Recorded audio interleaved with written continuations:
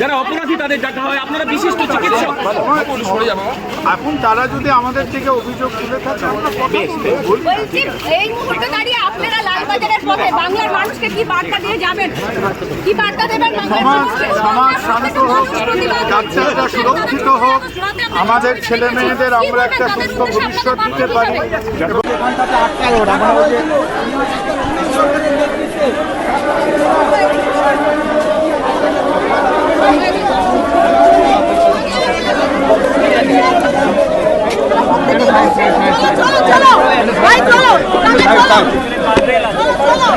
বন্ধ থাকলে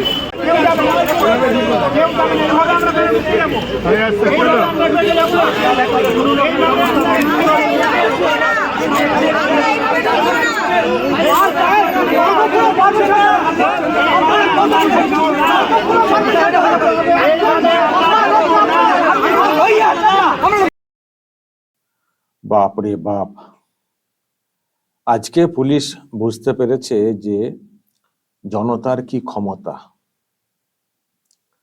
দুই ডাক্তারকে তলব করা হয়েছিল, যাদের মধ্যে ছিলেন ডক্টর কুণাল সরকারও।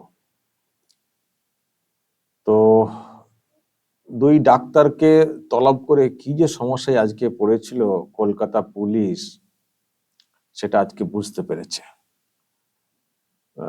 দুই ডাক্তারকে ডাকা, তারা সোশ্যাল মিডিয়াতে উল্টোপাল্টা পোস্ট করেছেন, তাদের পোস্টের জন্য সমস্যা তৈরি হচ্ছে, তারা আইন ভেঙেছেন।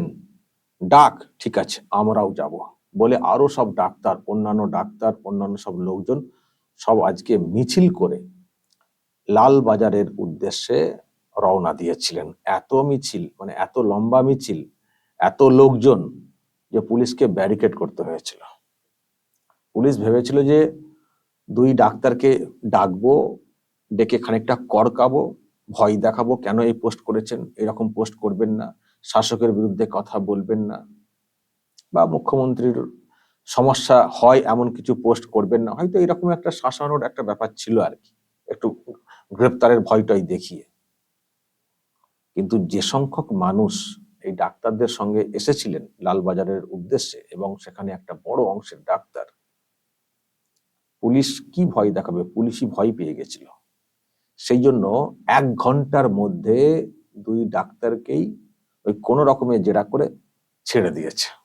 1 ঘন্টার মধ্যেই, 1 ঘন্টা ক্রস করেনি, 1 ঘন্টার মধ্যেই দুই ডাক্তার বেরিয়ে এসছেন এবং বেরিয়ে এসে বলেছেন, যা বলেছি, যা বুঝিয়েছি, মনে হয় আর কোনোদিন আমাদেরকে সমন করবেন না।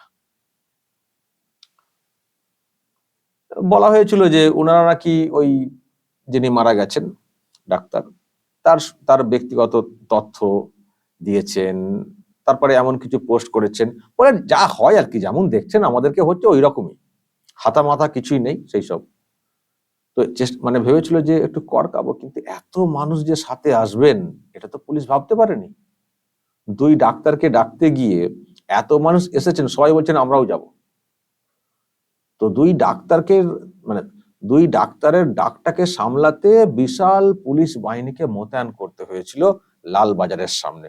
ফলে আজকে পুলিশ বুঝতে পেরেছে, আগের দিনও বুঝতে পেরেছে নিশ্চয়ই, 14 তারিখের রাতে মানুষ যেভাবে রাস্তাতে নেমেছেন, কিন্তু ডেকে যে কি সমস্যা হতে পারে কাউকে, সেটা আজকে কলকাতা পুলিশ টের পেয়েছে। আমার মনে হয় এরপর পুলিশকে ভাবতে হবে কাকে ডাকবো, ডাকলে আবার এইভাবে দল বেঁধে লোকজন আসবেন না, তো ভাবতে হবে।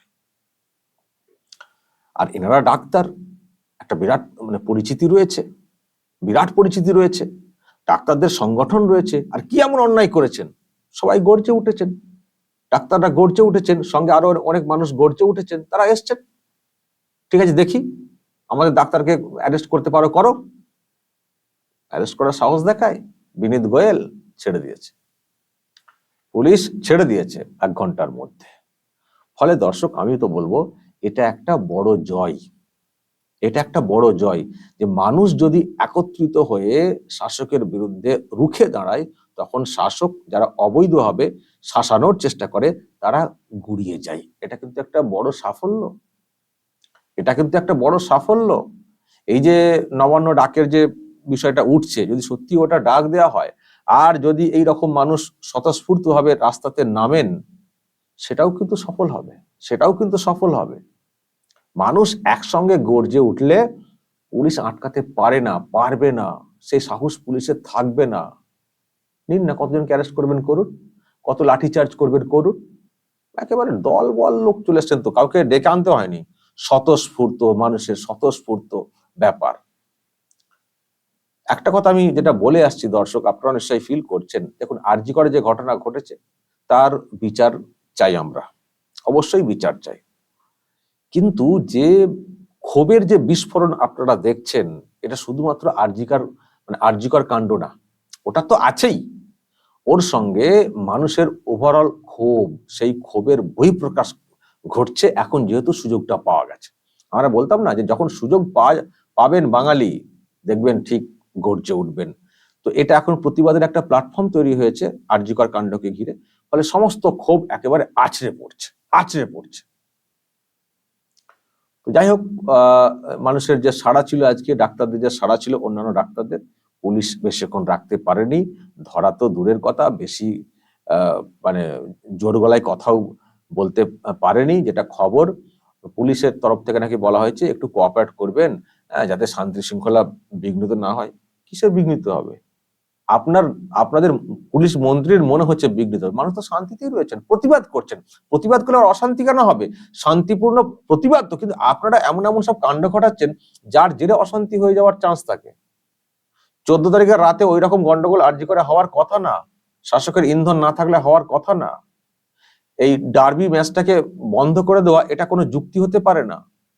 এর জন্য প্রতিবাদ হয়েছে গতকালকে, প্রতিবাদের মাত্রা অতিক্রম করলে প্রবলেম হতে পারে, বা যদি এই সুযোগে শাসকের কেউ একটা অশান্তি পাকিয়ে রাজনৈতিক ফায়দা তোলার চেষ্টা করে তখন অশান্তি হতে পারে, নাহলে কেন অশান্তি হবে?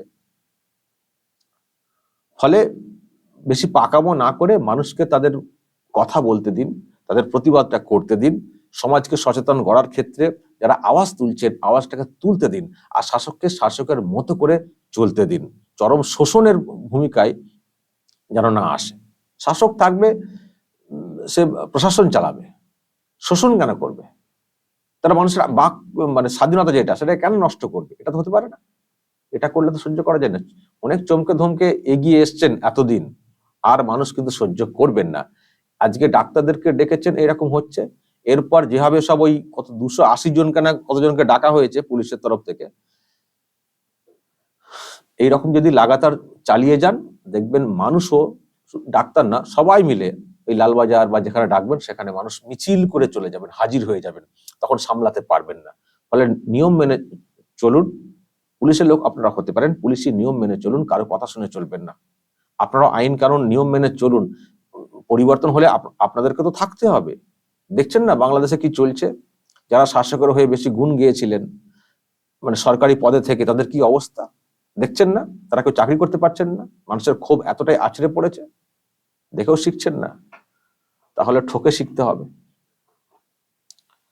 বা শেখার আর কোনো অবকাশ হয়তো থাকবে না, এমন সময় চলে আসবে বিষয়টা, দেওয়ালে পিঠ থেকে যাবে।